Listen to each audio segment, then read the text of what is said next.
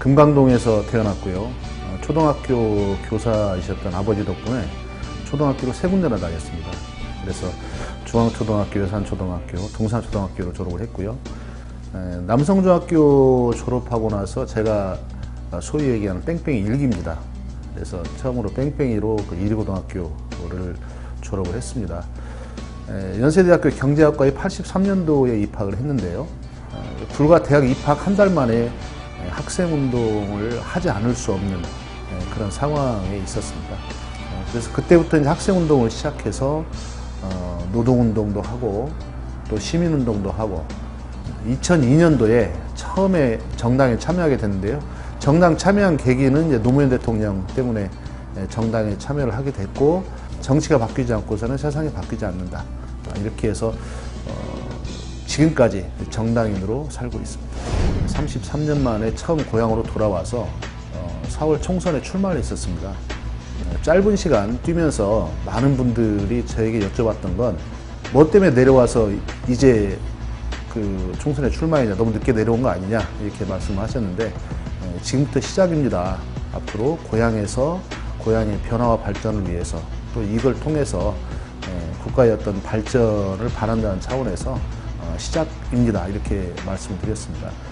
그런 차원에서 총선 끝나고 나서 제가 총선에서 공약했었던 익산을 협동작업의 메카로 만들겠다, 이런 부분을 지키겠다는 뜻도 있고, 또 실제 정치라는 게 선출직이 되느냐 안 되느냐라는 게 기준에 있는 게 아니고 실제로는 국민들의 또는 시민들의 삶의 변화를 만들어낼 수 있느냐, 힘이 될 수 있느냐, 이런 데 기준이 있다고 보기 때문에 그런 차원에서도 제가 공약했었던 협동조합, 또 사회적 경제, 이런 문제를 어떻게 지역에서 풀어낼 것인가, 이런 데 대해서 고민을 하고 있습니다.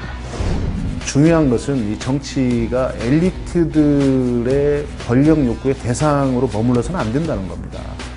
많은 분들이 실제로 참여해서 본인들의 얘기가 이 정치에 담겨야 되고, 그걸 통해서 이 제도적 변화나 이 사회의 변화가 그 많은 사람의 뜻대로, 또 많은 사람들의 바람대로 바뀌어져 나가야 된다는 겁니다. 그런 차원에서 작년까지 제가 3당의 사무총장을 하면서 개인 정치가 아니라 이 정당 정치가 중요하다는 점, 또 엘리트 정치가 아니라 이 대중 정치와 대중 정당이 중요하다는 점, 이런 부분들을 놓치지 않고 일관되게 활동해 왔다는 게 제가 스스로 내릴 수 있는 평가인 것 같습니다. 사실 정치에 좋은 사람들이 어떻게 참여할 것인가, 정치에 좋은 사람들이 선의를 가지고 정치를 바꾸게 할 수 있을 것인가 하는 이런 좋은 정치 생태계가 필요합니다. 우리나라 정치는 너무 많은 사람들에 의해서 희화화되고, 또 정치 냉소에 의해서 사실 정치인 자체가 되는 것은 사실 선의를 가진 사람들이 하기에 매우 어려운 그런 상태입니다. 그리고 설령 선거에서 떨어지더라도 정책적으로 준비하고 더 좋은 어떤 정치인이 되기 위한 준비를 할 수 있는 그러한 공간도 필요한데, 그러한 준비도 전혀 되어 있지 않습니다. 그런 차원에서 향후에 보다 많은 분들이 이런 정당에 관심을 더 가져주시고 정치에 참여해 주시고 좋은 사람들이 정치를 통해 세상을 바꿔 나갈 수 있도록 만들어 갈 수 있게 하는 게 굉장히 중요하다, 이런 생각이고, 그렇게 됐을 때 어떻게 보면 이 사람에 관한 문제가 아픔이나 아쉬움으로 느껴지는 게 아니고 새로운 희망으로 될 수 있지 않을까, 이렇게 생각하고 있습니다. 기억에 남는 일이나 인물들은 너무나 많습니다. 꼭 한 가지만 얘기가 어려워서 두 가지를 얘기한다면, 그 87년도의 후배 중에 하나였던 우리 이한열이 직격 추류탄에 맞아서 죽고 그 100만 시민들과 함께 노제를 지내면서 직접 망월동에 묻었던 일, 또 무엇보다 큰 것은 이제 노무현 대통령의 당선과 서거가 가장 제 인생에 미친 영향도 컸고, 또 사회적으로 미친 영향도 크지 않았나 이렇게 생각을 합니다. 2009년 5월 22일 날 한 30명 정도가 속리산에 모여서 국민참여당 창당을 결의하고 밤새 서로의 마음을 나눴는데, 그 새벽에 사실은 노무현 대통령이 돌아가셨다는 소식을 듣고 그 황망했던 그런 기억들을 지금도 생생합니다.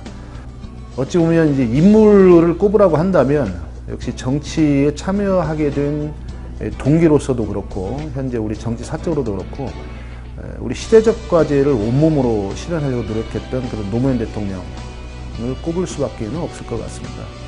정말 자세가 낮으신 분이었고 솔직하신 분이었고 그리고 정치가 무엇을 위해서 존재하는지를 가장 잘 아신 분이 아니었는가. 그리고 앞으로도 사실은 그런 차원에서 이제 우리 정치와 정당의 기본을 보여주신 분이 아니었는가 이런 생각을 하고 있습니다.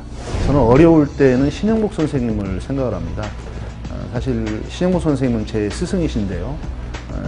그분은 특히 이제 관계를 매우 중시하셨습니다. 그래서 관계에 관해서 굉장히 많은 말씀을 남겨두셨는데요. 배운다는 것은 자기를 낮추는 일입니다. 이런 말씀이 있습니다. 가르친다는 것은 희망에 대해서 이야기하는 것입니다. 돕는다는 것은 우산을 들어주는 일이 아니고 함께 비를 맞아주는 일입니다. 사랑한다는 것은 서로 마주보는 것이 아니라 같은 곳을 바라보는 일입니다. 이런 말씀들을 주셨어요. 사실 그런 말씀들을 가슴에 담고 결국 사람들의 관계 속에서 함께 비를 맞아주고 그 다음에 같은 곳을 쳐다볼 수 있도록 어떻게 관계 형성을 해나갈 것인가를 항상 염두에 두고 살고 있습니다. 정치는 시민들에게 힘이 되어야 됩니다. 본질적으로 인간의 삶은 주변 사람들에게 저는 힘이 되어야 된다고 생각합니다. 그런 차원에서 익산을 협동조합의 메카로 만들겠다라는 저희 총선 공약은 앞으로 저희 활동의 비전이기도 합니다. 그래서 협동조합을 실제 성공시켜내는 게 굉장히 중요하다.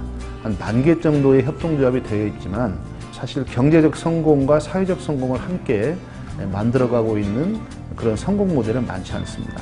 협동사회경제연구소는 이런 차원에서 협동조합의 성공적인 창업, 또 창업에 대한 지원, 또 좋은 어떤 그 사례에 대한 연구와 어떤 전파, 이런 활동에 앞으로 집중해 나갈 생각이고요.